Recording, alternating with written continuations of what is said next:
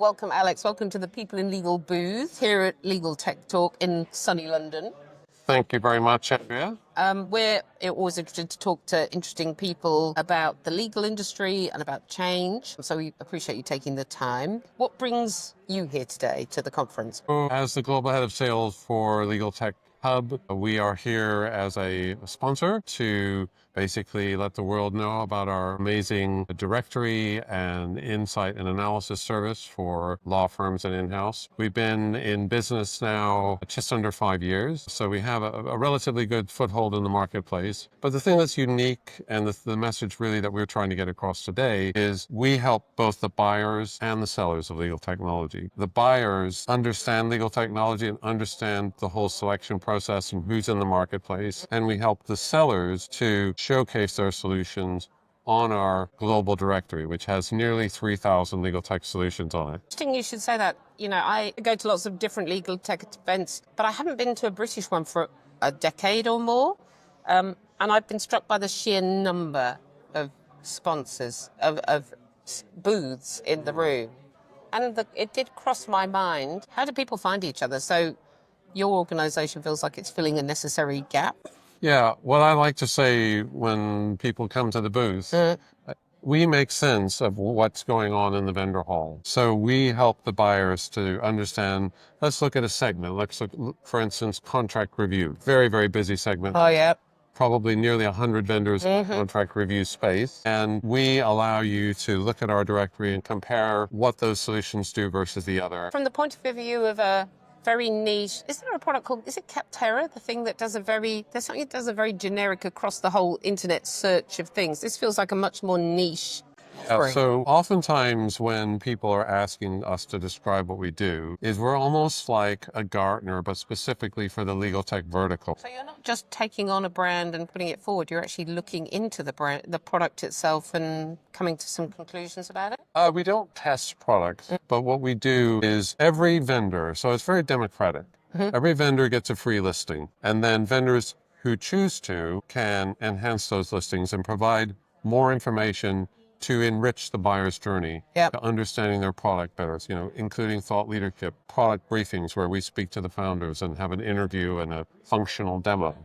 So it's really what we're doing is education and awareness, but we don't promote specific solutions. We're quite agnostic in our approach, and we're very proud of that fact. It's not a pay-to-play situation, and we clearly mark those vendors that are partnering with us so our buyers understand, yes, they are partnering, but that also means a benefit of way more information like data hosting locations, security information, funding information, who their customers are. Most buyers, the first thing they want to know is who's using it. Absolutely. Oh my gosh, that's really interesting. And it also must mean that you have an idea of the zeitgeist of the things that the world is interested in. So we do an awful lot of analysis and market reports about what's going on. We famously published in February our generative AI tech map, which initially had 400 solutions broken down by category. After that was published, we had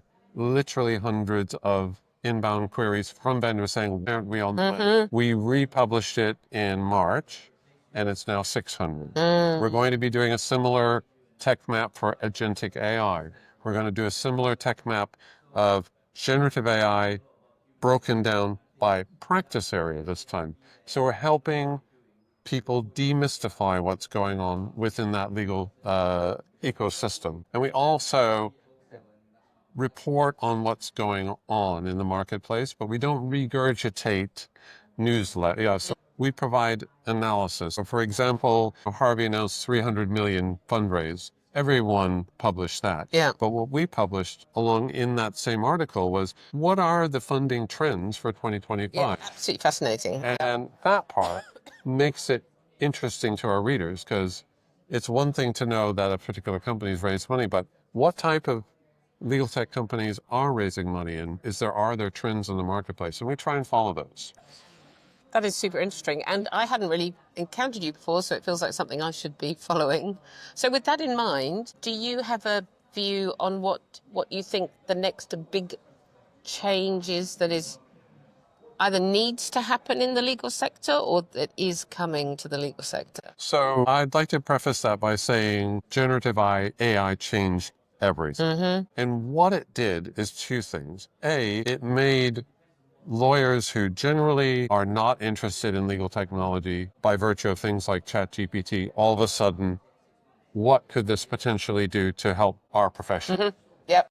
And then law firms and in-house teams started opening up their pocketbooks like they never have before. So we've seen a huge influx of purchasing that's going on within law firms and in-house that we hadn't seen in many, many years. So that's the pretext to what's coming, I think, is more of the same, agentic AI, but also we believe there is going to be tremendous consolidation because there are areas, I mentioned contract review, Yep. there are other areas where there are literally hundreds of applications, and that's not sustainable for the long term. But what it is doing is it's forcing all of those vendors to compete and to change and upgrade their solutions at a pace that we've never seen before.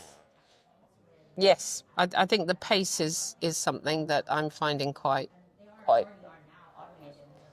I can only think of naff words, interesting, but stunningly different. It is quite. You can feel it in the room here. And what's interesting for me about the Legal Technology Hub is I love the way that you've got it from the practical end, which is I need to go and find out a piece of information, how I can find it, but also that analytic end of what's actually looking at the helicopter view and saying what's ebbing and flowing in that industry. So. Absolutely. And we also do market reports looking at the specific category and looking at similar to a Gartner grid, mapping out vendors, not based on money they're spending with us, but based on true objective criteria.